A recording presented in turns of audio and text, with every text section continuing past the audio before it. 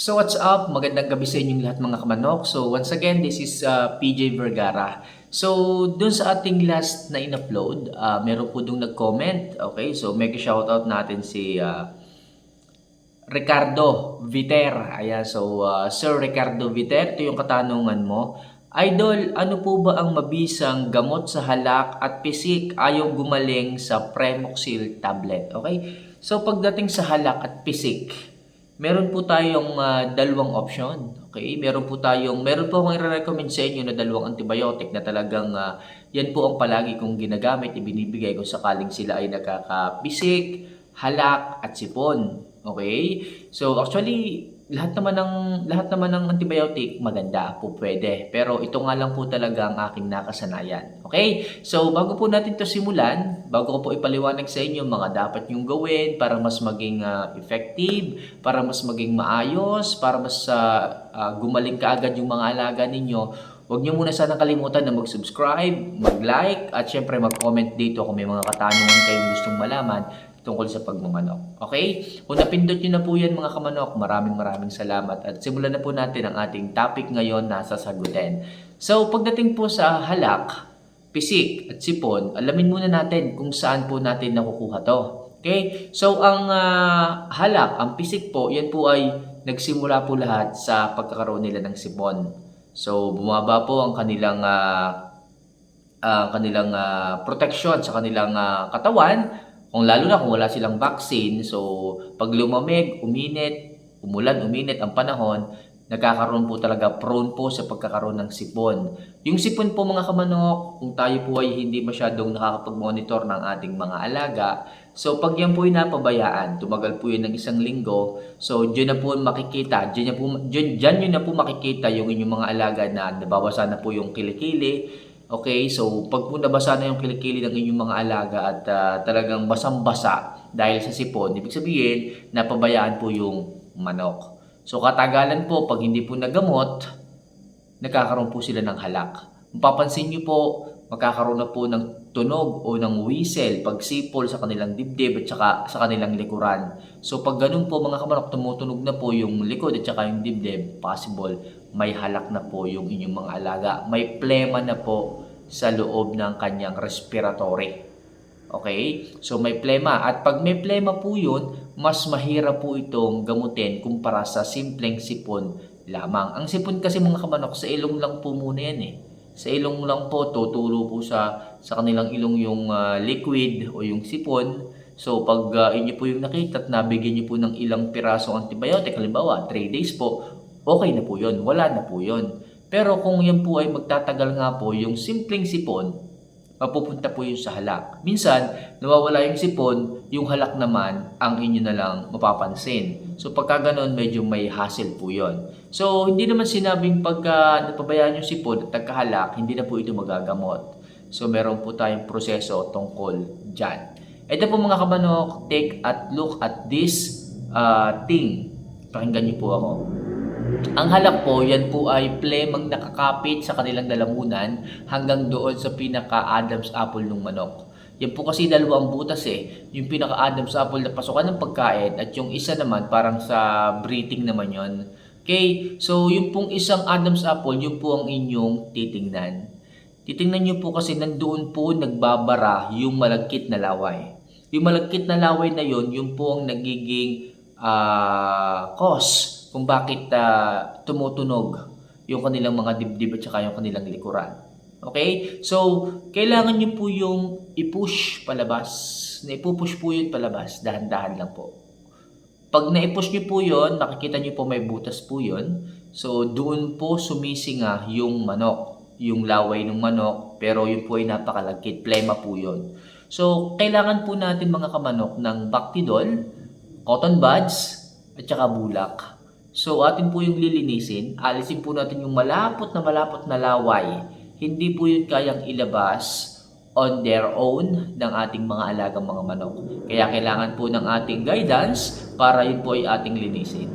Sausaw po yung cotton buds sa Bactidol. Then saka po natin isusundot dun sa pinakabutas na mayroong plema. Lilinisin po natin yun ng linis na linis para po magkaroon ng daanan ng hangin ang ating mga alaga. So yun po dinadaan ng pilit ng hangin okay, yung airflow nung palabas, kaso na ano nga po, na nakaklag nung pinakalaway na yun or nung plema na yun, yung hangin, kaya po sumisipol. Okay? So once na maalis po natin yun, linisin din po natin ang lalamunan at saka yung ngalangala, tsaka yung ilong, para yung lahat ng lalabasan ng hangin, para makahinga ng maayos, wala pong maging bara. Okay? Doon po kasi nagbabara eh. Minsan kasi, pagka napabayaan po natin ng halak, nagkakaroon po ng pangingitim sa mukha ng ating mga alaga. So yun po yung pinanggagalingan. Kaya po minsan nagkakaproblema po yung kanilang mga air sacs sa kanilang katawan kung bakit po nangingitim ang mukha ng inyong mga alaga dahil po yan sa halak na napabayaan. So ngayon, pag nalinis po natin yung Adam's apple na yun, yung alangala, yung ilong, okay na po, clear na po. So diyan po tayo magbibigay ng Amtil 500. Yan po ang napakaayos na antibiotic na aking ibinibigay sa halak. So ngayon, pag halak na po ang usapan, diyan na po magtatagal ng 1 linggong straight na gamutan. Okay? So 1 linggo po yan na dire-diretsong bibigyan natin ng Amtil 500. Konti lang po ang kain, mas maganda bago kumain saka tayo magbibigay sa kanila. Ang painom, mga kamanok, haluan natin ng Amproxetil Max para po mas mabilis ang paggaling ng manok. Okay, so gagawin natin yun ng 1 linggo and tingnan po natin palagi kung may humaharok pa rin. Pag may humaharok pa rin, ibig sabihin, nababarahan pa rin po yung airways ng ating mga manok. So, kung kailangan nating ulitin muli yung proseso ng paglilinis hanggang sa hindi na po ito tumutunog. So, mapapansin nyo after 3 days, unti-unti pong nagiging maayos yung manok, nag-start na po siyang tumilaok. Yung pong may mga halak na manok, unti-unti po niyang inaalis yung kakayahan ng manok na tumilaok. Pag po hindi na po tumilaok yung manok or pagas na po yung manok, ibig sabihin, masyado na pong nagtagal yung halak ng ating mga manok. At yung mga manok po na may halak, kalaunan, mamamayat po yan. Mamamayat, gumagaan yung kanilang pangangatawan dahil hindi nga po ma-absorb ng maayos ng katawan yung pagkain na kanilang ini-intake. Okay? Ganun po ang kayang gawin ng halak sa katawan ng ating mga alaga.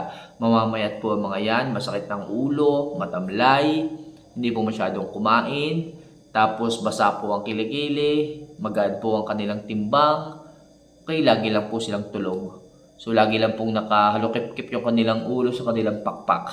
Dahil hindi nga po sila komportable sa ganon. Kaya mga kamanok, sa simpleng sipon lang, pag napabayaan, nauuwi po sa halak, pisik. Ang pisik naman po mga kamanok, pag hindi na po makahinga yung manok. Pag po nababarahan na po yung airways sa ilong, pinipisik na lang pong ganon, parang isinisinga niya po, para po kahit paano mawala pa yung nakabara, maging komportable siyang huminga. Okay, so pag nagkapisik po mga kamanok, ibig sabihin, hindi na po siya makahinga ng maayos. Kaya yung ating mga alaga, once in a while, halimbawa, pag tayo is nag-priming, isama na po natin ang bacterial flushing. Para kahit paano, masigurado po natin na wala pong sakit ang ating mga alaga, hindi po sila dapuan ng sipon, ng halak, pag lumamig ang panahon. Kasi kalimitan, tuwing umuulan, saka po nagkakaroon ng mga sakit-sakit na ganyan, ang dali pong dapuan ng sipon, ng pisik, ng halak. Okay, dahil nga po umuulan, basa-basa po yung ating mga manok. Minsan, hindi na po natin monitor na may sakit na pala. So, saka lang po natin makikita kapag may halak na. Okay, so hanggat maaari mga kamanok, paliguan nyo po. Halimbawa, after 3 days na pagbibigay ng antibiotic, napapansin nyo parang hindi nagkakaroon ng progreso, paliguan nyo po para po ma-refresh po yung katawan ng ating mga alaga. Isang isang pamamaraan upang makitaan nyo po ng progress sa paggaling yung manok. Paliguan nyo po. Kasi yung maiinit po nilang katawan, so yun po yung nakakahadlang para po magkaroon ng pagsingaw sa kanilang katawan. Kasi pag hindi po napasingaw yung kanilang katawan sa pamamagitan ng pagpapaligo, hindi po agad ganun kabilis ang progreso ng paggaling. So unless mapaliguan nyo po sila, magkaroon po sila ng fresh feeling, mas mabilis po yung paggaling ng ating mga alaga. So makakatulong po yung pagpapaligo sa mga manok na may sakit para po mas mabilis po yung kanilang paggaling. Muli mga kamanok, pagdating sa sipon, pisik at halak, ang gagawin nyo, declog muna yung mga airways para po sa ganon hindi po mahirapan yung ating mga antibiotic na pagalingin ang ating mga alaga. Then magbibigay po tayo ng antibiotic. So po pwede pong Amtil 500, po pwedeng Trifast. Hatiin nyo po umaga at hapon ng bigay bago po kumain. Para po talaga ma-absorb ng katawan ng manok yung antibiotic at mabilis po ang kanyang paggaling. So yun lang po mga kamanok. Sana po Ricardo Viter, nasagot ko po yung inyong mga katanungan. Sa mga kamanok natin dyan makakapanood ng ating video ito, kung may katanungan kayo, ilagay nyo lang po sa comment section. Ako po ang bahalang sumagot. So yun lang po mga kamanok. See you for our next vlog. Paalam.